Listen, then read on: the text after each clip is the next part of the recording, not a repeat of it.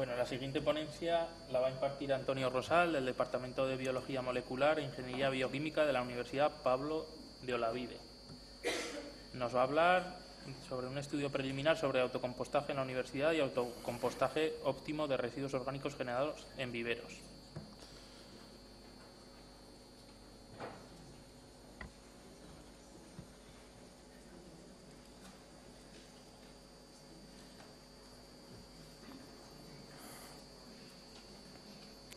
Ahora tarda.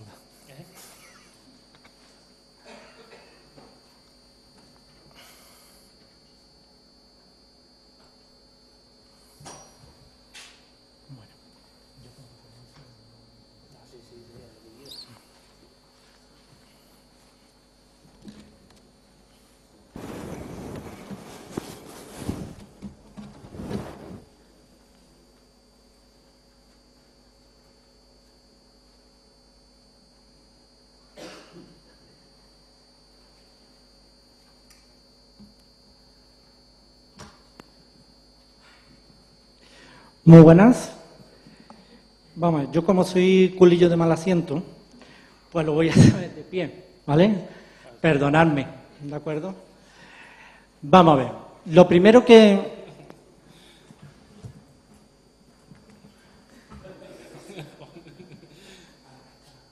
Si quieres te las voy pasando yo, ¿eh? ¿Qué? Si quieres voy pasando yo las transparencias. No, tranquilo. Bueno, como me dicen que esto se está grabando, pues no puedo dejar el micrófono, pero lo mío sería en voz alta y ya está. Pero bueno, lo primero que quiero es agradecer a Composta en Red, ¿vale? Y, por supuesto, a Amigos de la Tierra, por darme la oportunidad de estar aquí. Nunca me había alegrado tanto, y os comento, porque es que resulta que profesionalmente estaba decaído totalmente. Porque yo vengo de estar vendiendo el proyecto de investigación a empresas y resulta a plantas de tratamiento de residuos, a viveros, a semilleros, a invernaderos, y me he dado con una puerta en las narices, poco menos que me decían, mira chaval, cambia de línea de investigación. Entonces, el haber venido aquí, oye, es que me ha dado un subidón, porque digo, no, que no estoy equivocado, hay que seguir esta línea. Y lo segundo, porque es que estoy aprendiendo muchísimo, ¿eh? En esta jornada, de verdad, lo agradezco porque experiencias que no conocía, ¿no? Realmente, yo estuve mirando, ¿no?, las jornadas, los seminarios que hubo, ¿no?, los dos anteriores, y no sabía muy bien si debía de meter lo mío, si se podía meter o no se podía meter lo que yo estaba haciendo. Cuando me dieron el visto bueno, mandándome el correo, oye, que sí, que puede venir, bueno, pues entonces tendrá algo que ver. Os comento los dos trabajos, ¿no?, que estoy desarrollando en la Universidad Pablo de Olavide de Sevilla, ¿vale? Es una universidad joven, creada en 1997, y resulta que a partir de proyectos de fin de carrera de un alumno de Ciencias Ambientales y un proyecto de fin de máster, ¿vale?, pues os presento, ¿no?, dos trabajos que realmente pueden involucrarse un poco en esto del compostaje comunitario, ¿vale? Así os doy mi experiencia, ¿no?, y a ver si nos podemos aportar, ¿no? Me gusta una conversación, ¿no? Así es que si queréis me cortáis cuando queráis, nos preguntamos cosas, etcétera, etcétera. Mira, el primer trabajo tiene que ver con un estudio preliminar sobre autocompostaje en la Universidad Pablo de Olavide, ¿vale? Como he dicho, una universidad joven, ahí se generan una serie de residuos sólidos urbanos procedentes de los comedores. Se genera también residuos de papel y cartón, se genera también, debido al servicio de mantenimiento de zonas verdes, pues residuos vegetales, y también se generan los residuos de laboratorio. Todo esto gestionado desde el exterior, es decir, la universidad se limita a que esos residuos se pongan en unas cubas, en unos depósitos, en una garrafa, sea lo que sea. Vale. Es que no sé si se me escucha, vamos. ¿Así sí? Pues ya está, mucho mejor para mí. Y resulta, ¿no?, que esos residuos, ¿no?, actualmente la gestión es exterior. La universidad no se preocupa, por supuesto, de intentar aprovechar el contenido orgánico que existen en esos residuos. Bueno, pues, ¿qué ocurre? Que ante tal panorama, la universidad es valiente y dice, bueno, pues la Facultad de Ciencias Experimentales de la universidad se va a intentar certificar con la ISO 14001. Fijaros qué panorama tenemos, ¿no? Y lo que intenta hacer. Se pone en contacto con el grupo de investigación de ingeniería química en el que estoy, ¿no? Y dicen, bueno, intenta, ¿no?, hacer un proyecto con un alumno, ¿no?, de a ver si podemos aprovechar, ¿no?, minimizar los costes tanto económicos medioambientales, ¿no?, como económicos como medioambientales, y aprovechar esos residuos orgánicos que se generan. Y en ese sentido, ¿no?, las primeras preguntas que nos hacemos, bueno, pues, el origen de esos residuos a compostar, es decir, qué tipo de residuos son los que me van a preocupar a mí para compostar, ¿no?, para recuperar, qué mezcla óptima, ¿no?, de compostaje es la que debo de llevar a cabo. Por supuesto, estimar el tiempo de compostaje, ¿y esto con qué idea? Pues con la idea de poder hacer una planta piloto de compostaje dentro de la universidad, ¿vale? Con todos esos datos anteriores, ¿no?, pues intentaremos, por supuesto, ¿no?, estimar las dimensiones de esa pila, de esa zona de volteo de pilas. Teniendo en cuenta eso, ¿no?, ¿con qué residuos nos hicimos cargo? Pues, por supuesto, con los que teníamos en mayor cantidad. Es decir, los residuos de los comedores, de las cocinas, y los residuos vegetales. Eso nos dio un potencial, ¿vale?, de materia, de residuos biodegradables, hablando en peso seco, de 1000 kilos de residuos biodegradables a la semana que se generaban. Teniendo en cuenta eso, se hizo un ensayo a escala piloto, ¿no?, de una pila trapezoidal, donde se hizo una mezcla al 50% de residuos sólidos urbanos procedentes de esos comedores, ¿vale?, y residuos vegetales, ¿de acuerdo?, procedentes de mantenimiento de las zonas verdes. Se hizo una frecuencia de riego y de volteo de 2 veces por semana, intentando mantener siempre una humedad del 50%, ¿vale? Y, por supuesto, se llevó a cabo un control de la temperatura interna de la pila, ¿vale?, mediante, por supuesto, sonda y data logger.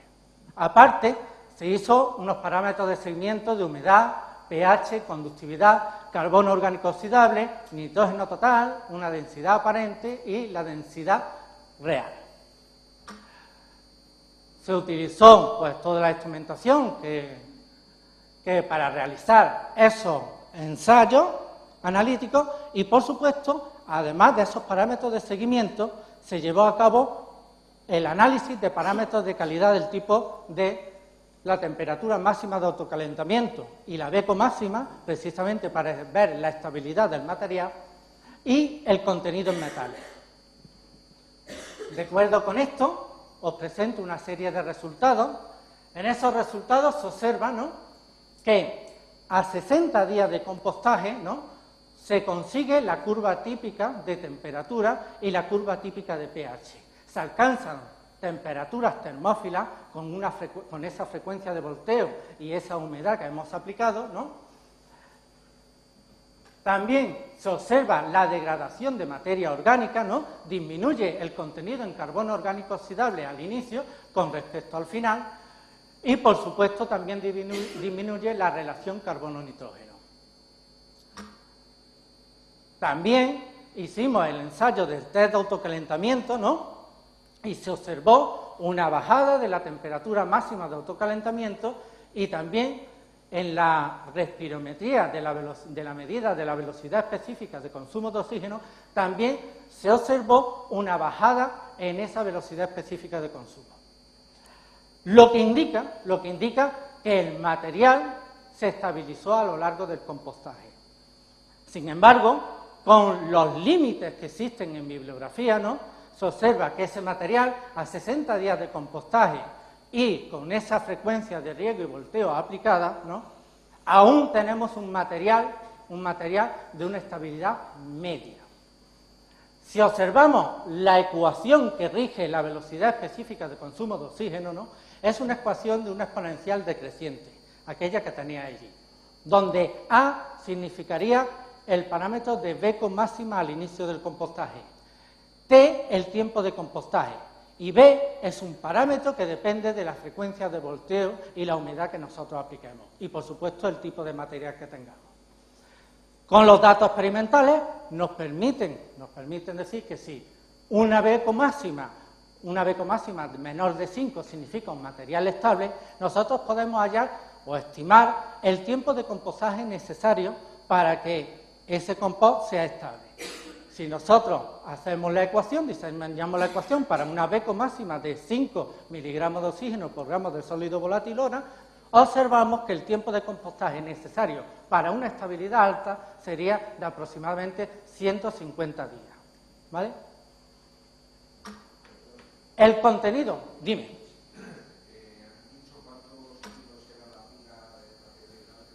¿Y 10 kilos en peso?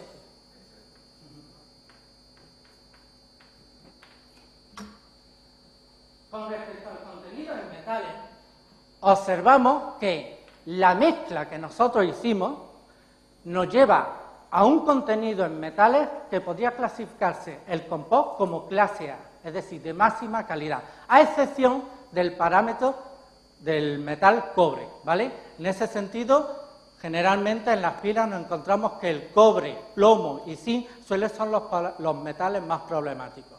En nuestro caso solamente ha sido el cobre.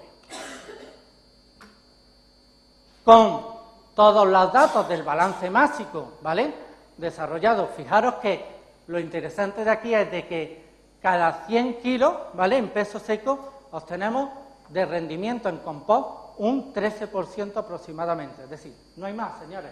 Esto es lo que hay, ¿vale? Después, por supuesto, claro, después de que haya pasado el material compostado, haya pasado por un tamiz, ¿vale?, de 1 centímetro de luz.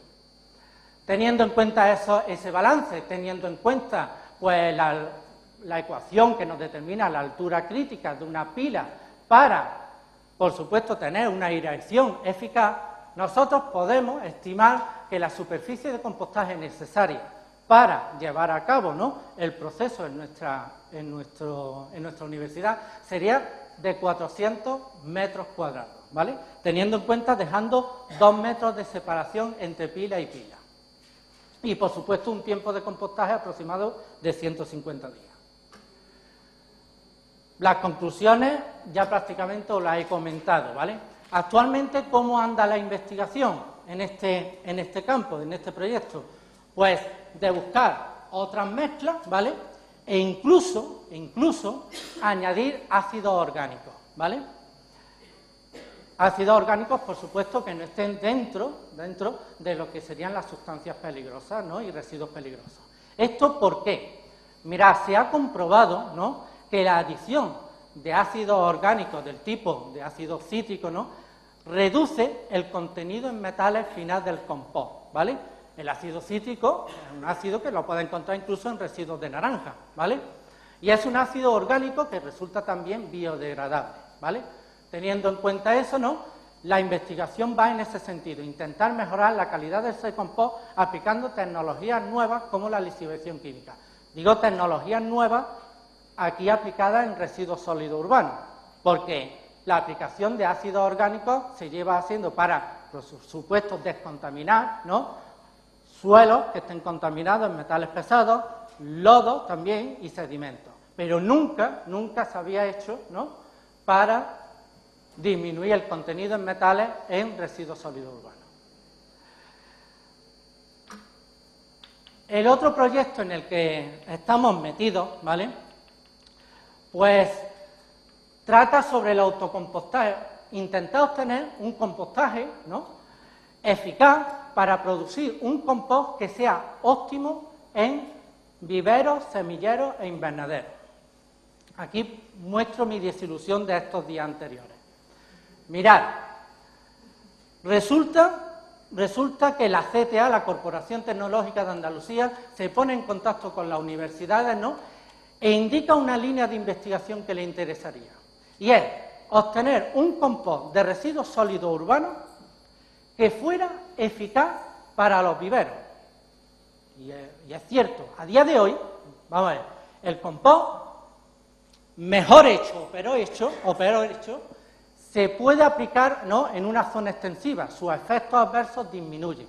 Sin embargo, cuando lo colocamos en alveolos que se utilizan en viveros, ¿vale?, o en semilleros, ¿vale?, pues resulta que esos efectos adversos se concentran, ¿vale? Se incrementa la concentración en metales, se incrementa el efecto de la conductividad, ¿vale? Y con ello, a día de hoy, no es un sustituto, ¿vale?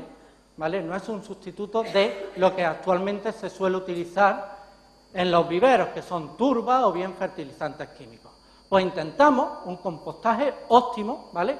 El proyecto va de intentar sacar un compostaje óptimo, ¿vale? Un proceso de compostaje óptimo y un compost de calidad. Dime.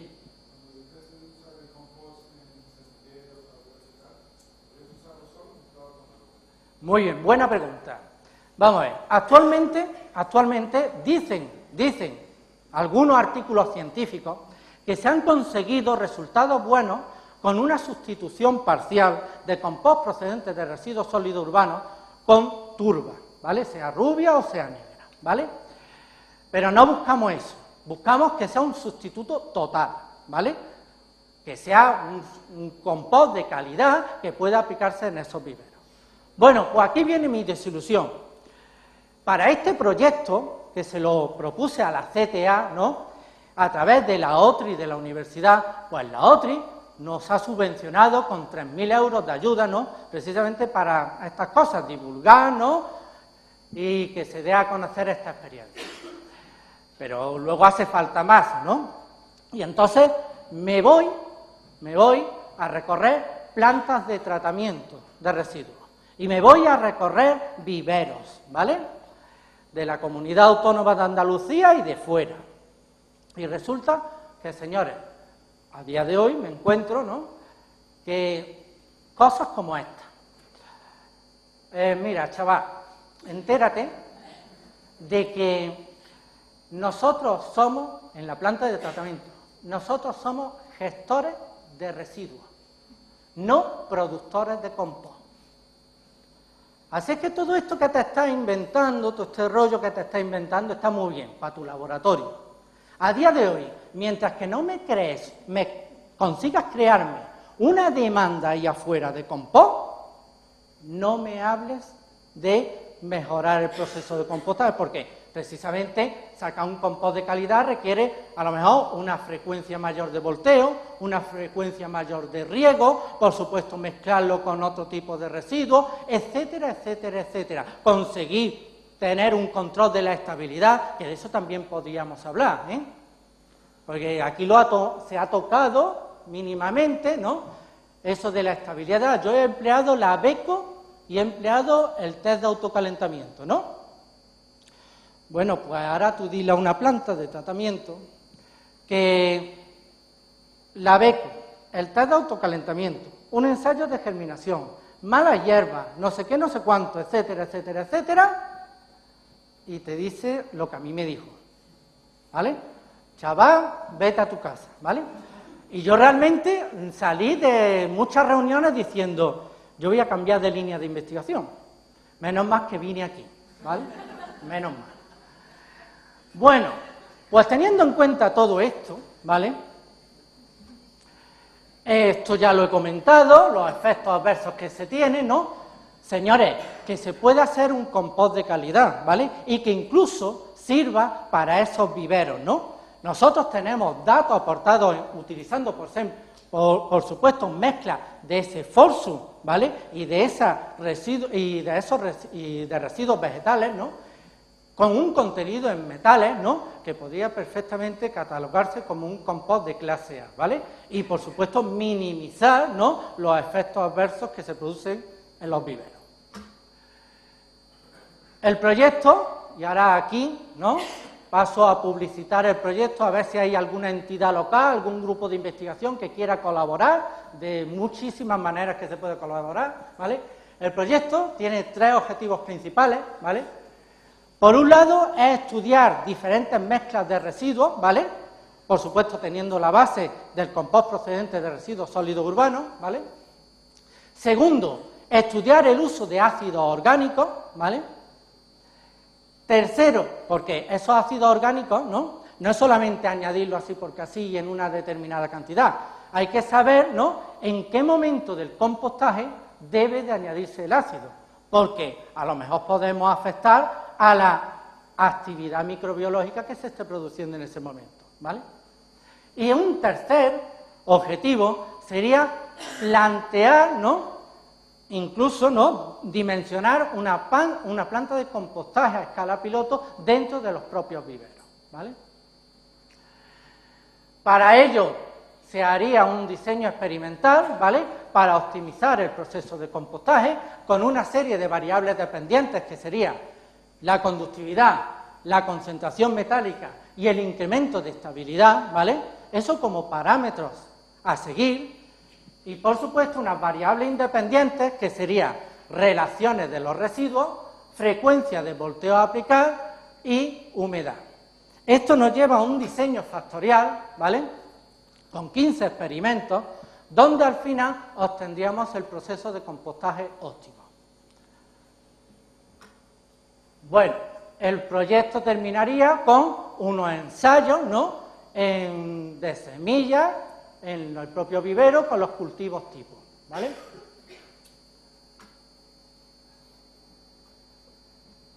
El segundo objetivo sería evaluar el grado con el proceso de compostaje más óptimo, ¿no? Se aplicarían ácidos orgánicos para seguir incrementando la calidad de ese compost, ¿vale? Y por último, dimensionar con los datos que obtenemos, dimensionar nuestra planta de compostaje. Bueno, dicho todo esto, muchas gracias por su atención.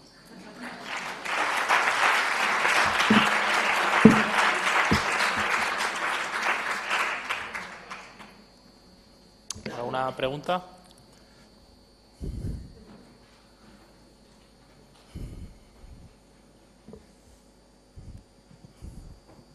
No sé si he entendido bien exactamente el primer proyecto, pero creo que intentabais buscar a qué va a dar mejores resultados con 3 tipos de recogidas.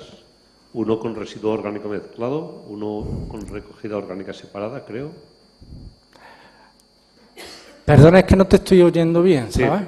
Digo que, perdón, si he entendido bien el primer proyecto, en la matriz esta de 15 experimentos, ibais a buscar si es posible hacer compost a partir de residuo orgánico sin separar y con residuo orgánico separado selectivamente solo la fracción orgánica. Muy bien, buena pregunta. Vamos a ver. El caso es obtener un compost. El problema viene que como partimos de materias primas que son totalmente distintas dependiendo de la planta de tratamiento que nos encontremos, hay plantas de tratamiento donde hacen una recogida selectiva de esa materia orgánica, mientras que otras que no, ¿no?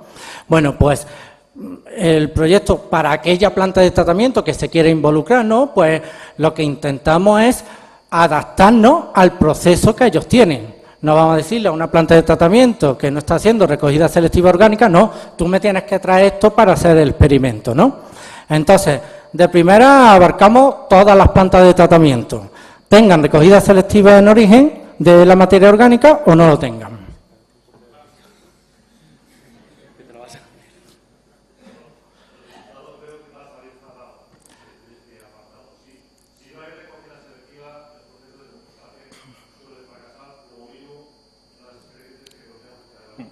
Efectivamente. Mi pregunta iba precisamente también por ahí. Es si no sería posible prevenir la aparición de cobre en los residuos mediante un adecuado proceso de separación. ¿Perdona? Que si no se podría prevenir la incorporación de cobre a la materia orgánica. O sea, prevenir en lugar de tener que hacer un tratamiento con ácidos para la reducción. O sea, es una mejora entre la filosofía de la prevención y una buena separación de residuos. Buena pregunta. Vamos a ver, lo he estado comentando incluso ahora en la comida. El problema es que nos creemos muchas veces, que bueno, estamos con la fracción orgánica, yo puedo hacer una recogida selectiva en origen hasta en mi casa, ¿no? Y que bueno, que el contenido en metales va a ser bajo. Bueno, pues depende del residuo orgánico que eche. Porque hay residuos orgánicos que nosotros los catalogamos como, esto cómo no va a ser orgánico, esto es orgánico total, ¿no? Y que tienen contenidos en metales que te sorprenderían, ¿vale? Cuando estamos en una planta de tratamiento que le llegan toneladas de residuos, incluso esos efectos de esos residuos, de los metales presentes en esos residuos orgánicos, casi se diluyen, ¿vale? Pero cuando tú has concentrado solamente ese residuo, como tú añadas mucho de ese residuo, te puede dar luego problemas.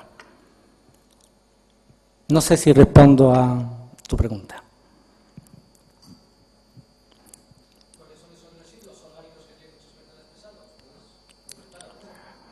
Por ejemplo, la cáscara de plátano. Y todo el mundo catalogaría la cáscara de plátano como residuo orgánico. Eso es, en mi tesis doctoral hice precisamente un análisis, ¿no?, de residuos orgánicos, exclusivamente orgánicos, recogidos en mi casa, ¿no?, ¿vale? Y sorprendió el contenido en determinados metales. Hombre, claro. Yo quería hacer un inciso. Luego voy a hacer mi presentación y en la Universidad de La Coruña también, ¿se me oye? También tratamos residuo orgánico de comedor universitario y también tengo un metal pesado que está dando problemas, siempre es el mismo, el cadmio. Y hice un análisis del residuo de la materia orgánica y es que en cafetería hay mucho alimento precocinado, preparado, con un montón de conservantes y se me concentra en el compost. Y entonces no me da calidad clase A si consigo un compost muy estable, muy degradado. Entonces el problema no es de compost, el problema es de salud de quien Sí, pues sí. Bueno, pero en el compost, en tu comida diaria no es así, pero en el compostaje se concentra todo. Eso mismo, estás degradando materia orgánica y esos metales se están concentrando. Igual que concentras el contenido en nutrientes, concentras el contenido en metales pesados. Es que no es algo que no se puede evitar, por eso me encanta la nueva línea de investigación. Y tomo nota. Muchas gracias.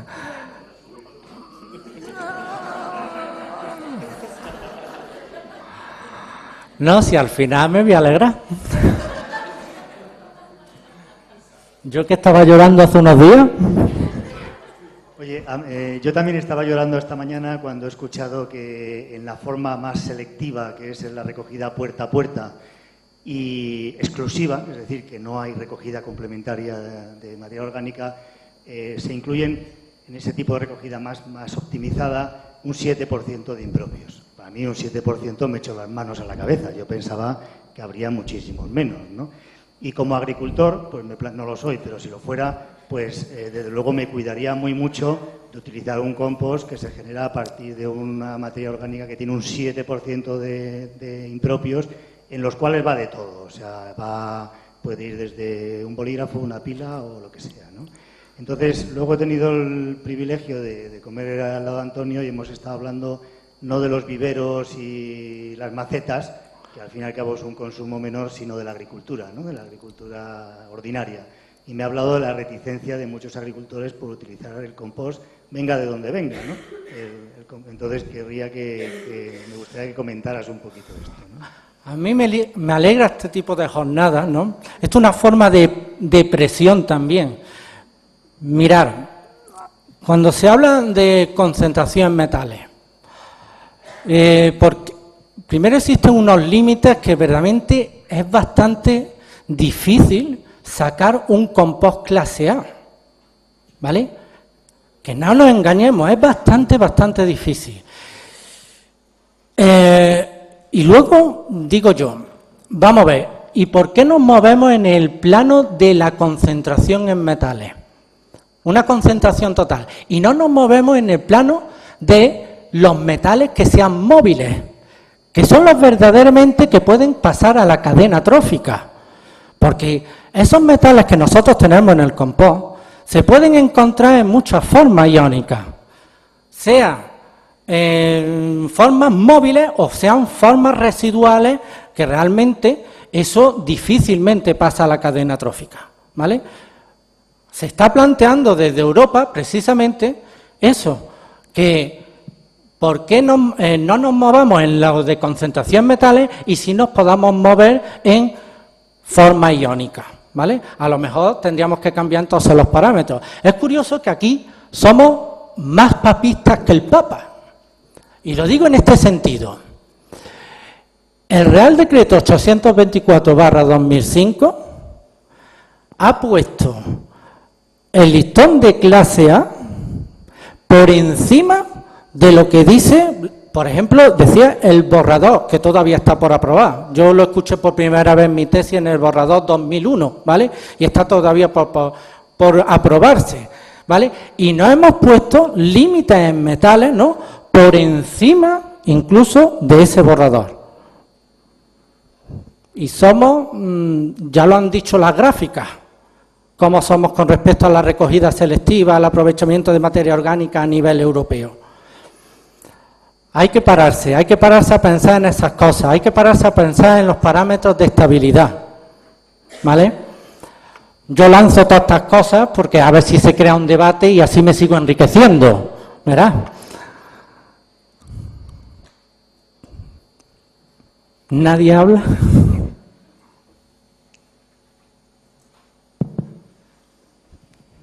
Bueno, efectivamente, yo estoy de acuerdo. Nosotros en la campaña de compostaje doméstico hacemos un concurso que es Hago con Compost, bueno, lo contaré ahora. Pero sí que en este concurso, bueno, pues para los 3 premiados y tal, caracterizamos todos los parámetros analíticos de las muestras finalistas, ¿no? Y bueno, el año pasado, efectivamente, sorprendentemente, había unos resultados que a mí me llaman muchísimo la atención, porque había una de las familias que además, bueno, lo hacía todo como muy bien y, sin embargo, el contenido en zinc era exagerado. Y en otra de ellas, en el año anterior, de cadmio. Entonces, a mí me llamaba mucho la atención porque yo no sé hasta qué punto, claro, es seguro o no, o esta campaña, dices, ¿con qué seguridad lo aplican luego a sus lechugas? Me refiero. Está muchísimo más controlado, por ejemplo, claro, en nuestra planta, en el compost que comercializamos, tiene la ecoetiqueta y es clase A. Sí es cierto que algunas veces hay problema con el zinc y con el cobre. Son los parámetros más complicados. Y en cuanto, por ejemplo, a la agricultura, también tenemos otro proceso, que es el compostaje de lodos de depuradora, que ahí sí que estábamos hablando de otro tema y que no es motivo de este. Pero nosotros, que lo caracterizamos igual, como el Real Decreto manda trimestralmente, con todos los parámetros que dice, tiene clase C.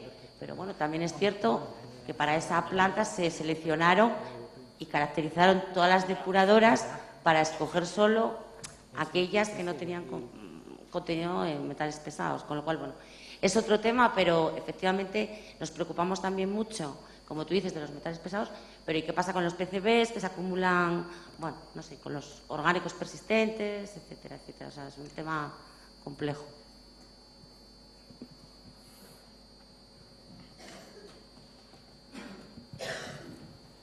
Bueno, te tengo que cortar ya. Muchas gracias. Y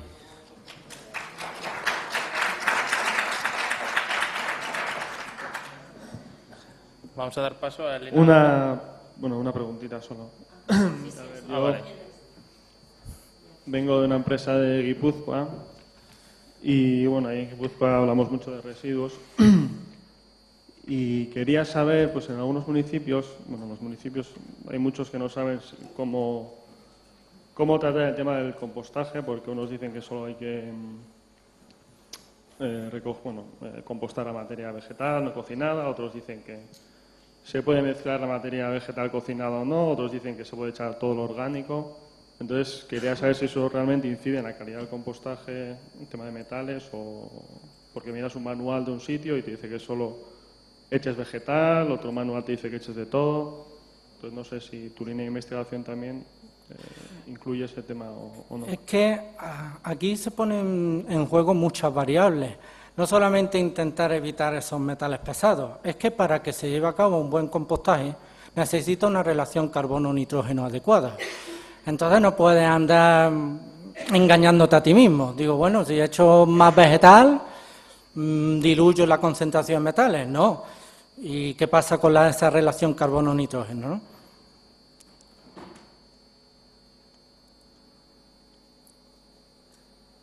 ¿Alguna pregunta más?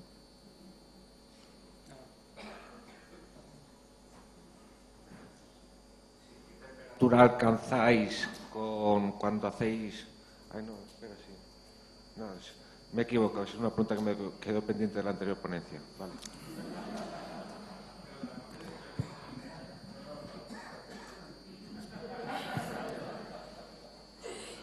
¿Qué temperatura alcanzáis cuando hacéis la pila? Pues ahí se han visto las temperaturas termófilas, han llegado hasta los... Bueno, no te preocupes. Han llegado hasta los 62 grados centígrados. Vale, yo es que tenía entendido que para alcanzar esa temperatura tienes que tener 1 metro cúbico de... Todo depende del tipo de residuo y la temperatura ambiente que tenga, la porosidad que le dé, la frecuencia de riego, la frecuencia de volteo, todo eso. Gracias. El grado de descomposición de esa materia fresca, todo.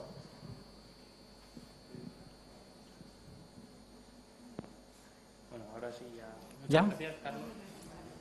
Ahí, Antonio, que tengo un problema.